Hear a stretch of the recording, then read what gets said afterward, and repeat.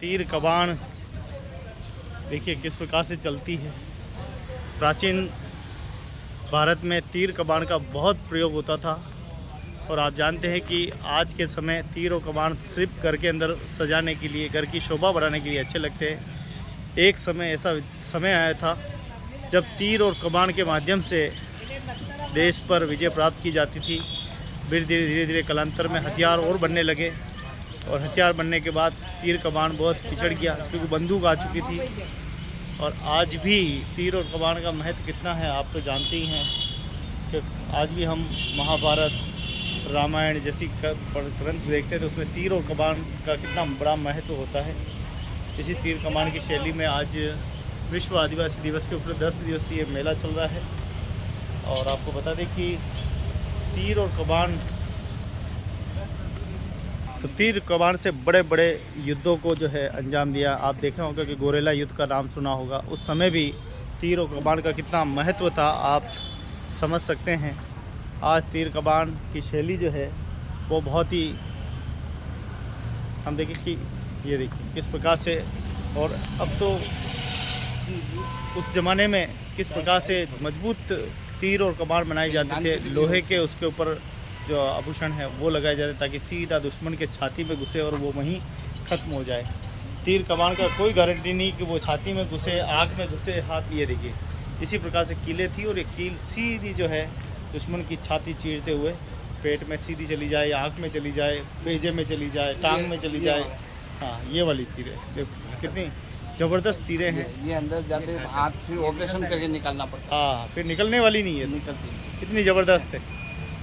तो देखिए आप आज भी इन तीरों को, लेकिन आज के इस दौर में तीरों को घर के सजावट के लिए अच्छी लगती है क्योंकि अब तो ज़माना बदल गया है। समय के साथ साथ राजा महाराजा इन्हीं से युद्ध करते थे।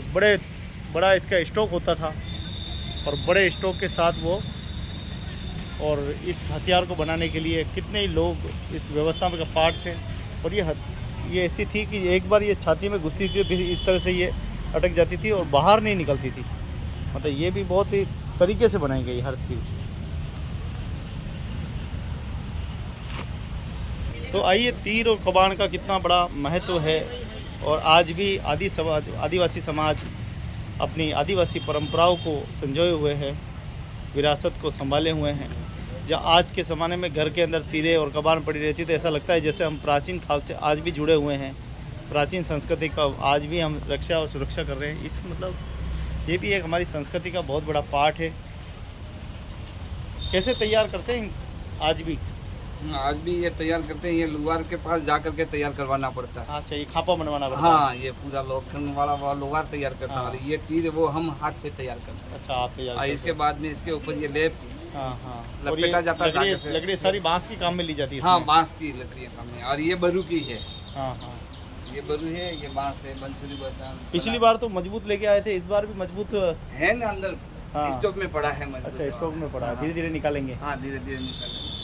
अच्छा, और ये छोटा वाला धनुष बाण कितने में मिलता है, बड़ा वाला कितने में मिलता है, क्या कुछ ये अलग अलग प्राइस 100 से 150, हाँ, 200, 300, 500 और 3000 तक की। 3000 तक का धनुष मिलेगा। हाँ। अच्छा अच्छा। प्राचीन काल में क्या इसका महत्व था? क्या ये हमारा मुख्य औजार था, मुख्य हथियार था? यही हमारा मुख्य शस्त्र था जो ये घर की सुरक्षा के लिए, चोरों से सुरक्षा के लिए, और कहीं पर भी जाते थे तो ये मेन सुरक्षा के लिए काम में आता था और शिकार के लिए काम में आता था।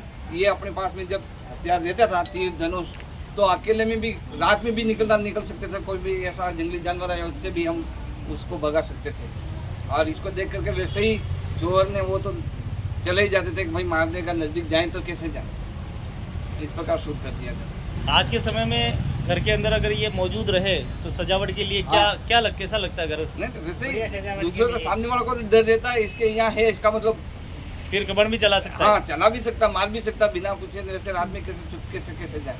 हाँ, डर तो रहता ही। वैसे टांग के रखो, बंदूक रखो या तीर कमान रखो या ये वो रखो, फिर भी सामने वाले को डर रहता है। क्या भरोसा कभी उठ करके बिना पूछे ना अपन कुछ गलत उसके साथ में करे तो।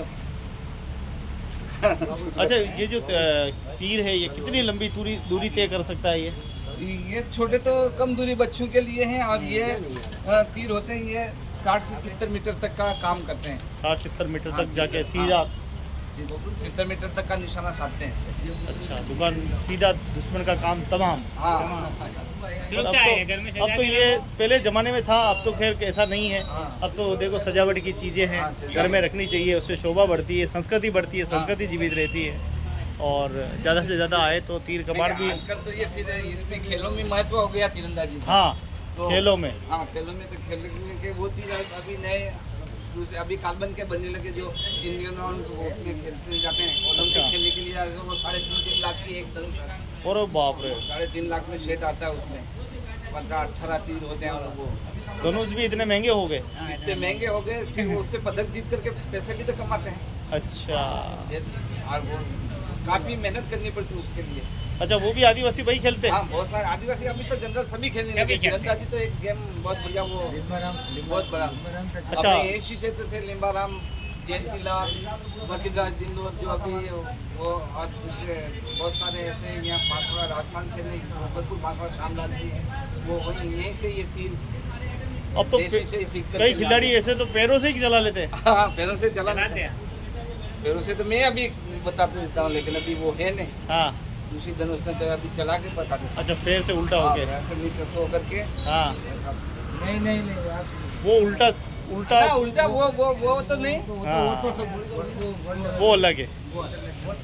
तो आइए, आप भी भारतीय लोक कला मंडल में, जहां विश्व आदिवासी दिवस के उपलक्ष्य में हर साल 10 दिवसीय मेला आयोजित होता है, आप भी इसका आनंद जरूर उठाएं, लुत्फ जरूर उठाएं, तीर कमान ले जाएं, अपने घर को सजाएं, खुशियों को सजाएं, आदिवासी संस्कृति को आप भी बढ़ावा दें इसको, ताकि संस्कृति जीवित रहेगी तो हम भी जीवित रहेंगे। संस्कृति लुप्त हुई तो हमारा भी पतन हो जाएगा।